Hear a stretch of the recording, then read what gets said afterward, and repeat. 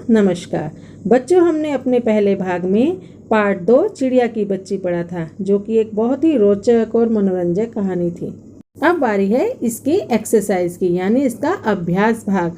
आज हम इसका अभ्यास भाग करेंगे। वो आपको कैसे करना है, आप ध्यान से देखिए।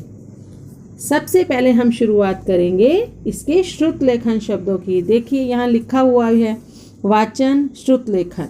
बच्चों, अब आपको करना क्या है कि आपको एक नोटबुक लेनी है और नोटबुक में इस पाठ का ऊपर आप इस पाठ की हेडिंग लिखेंगे, यानी शीर्षक पाठ 2 चिड़िया की बच्ची।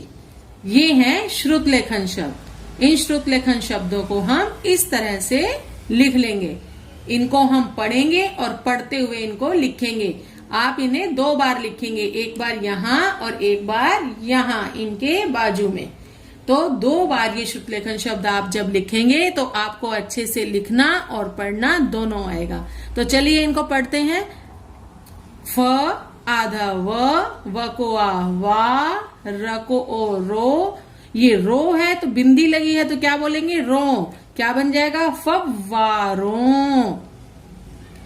मसनद, मसनद। प के नीचे क्या है, र पदेन, तो इसे बोलेंगे प्र। क को री ऋषि, गुजराती में से रू ऋषि भी बोलते हैं, क्रू करके बोलेंगे, लेकिन हिंदी में इसका उच्चारण होता है क्री। प्र क्री, त को छोटी ई ती, प्रकृति, प्रकृति। प्र, प के नीचे पदेन र है ना, प्र, फ को छोटा उ फु, प्रफु। अब यहाँ पर एक बार आधा ल है, एक बार पूरा, तो आधा ल को हम थोड़ा सा बोलेंगे और पूरा ल पूरा बोलेंगे। कैसे, प्रफुल्लित, प्रफुल्लित, प्रफुल्लित। च को छोटी ई ची, आधा त है तो आधा त कैसे बोलेंगे, चित्त, चित्त। प्रसन्न, प्रसन्न।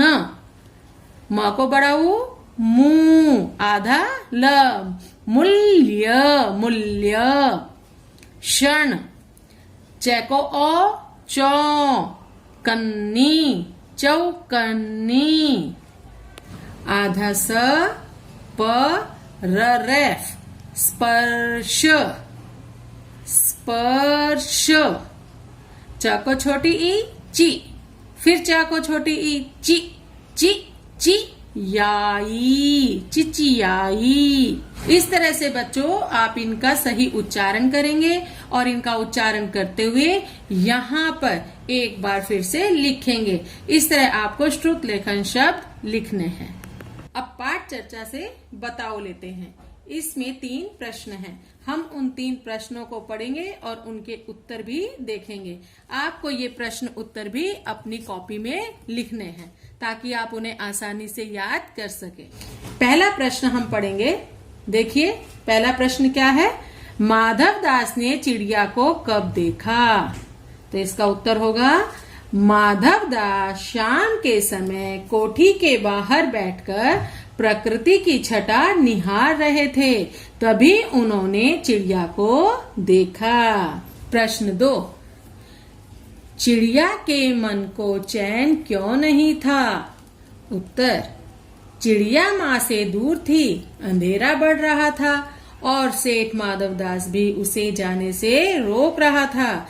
इस कारण चिड़िया के मन को चैन नहीं था। तीसरा प्रश्न है, चिड़िया माँ की गोद में पहुंचकर क्यों सुबकी? तो इसका उत्तर क्या है, देखिए जरा। चिड़िया माधवदास के गलत इरादों से और कठोर हाथों के स्पर्श से डर गई थी, इसलिए वह माँ की गोद में पहुंचकर सुबकी। ये हमारे बताओ के 3 क्वेश्चन हैं और उनके उत्तर हैं। ये आप अपनी कॉपी में लिख लीजिएगा और इनको याद भी करना है। अब हम आगे बढ़ते हैं। अब आगे देखिए आपकी पुस्तक में क्या लिखा हुआ है। ये किसने कहा, किससे कहा, यानी किसने किससे कहा।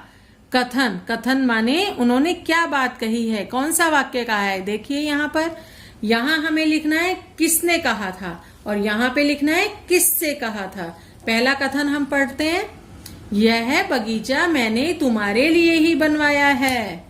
अब आपको सोचना है ये किसने कहा था, और सोचकर फिर इसको यहाँ पर आपको लिखना है किसने कहा था और किससे कहा था। दूसरे नंबर पर है, 2 बहनें 1 भाई है पर मुझे देर हो रही है। तीसरा है, क्या है मेरी बच्ची, क्या है। आप इनके आंसर ढूंढ सकते हैं। मुझे उम्मीद है आप इनके आंसर ढूंढ सकते हैं। ये आपको खुद से करना है। अगले पृष्ठ पर है भाषा सरिता।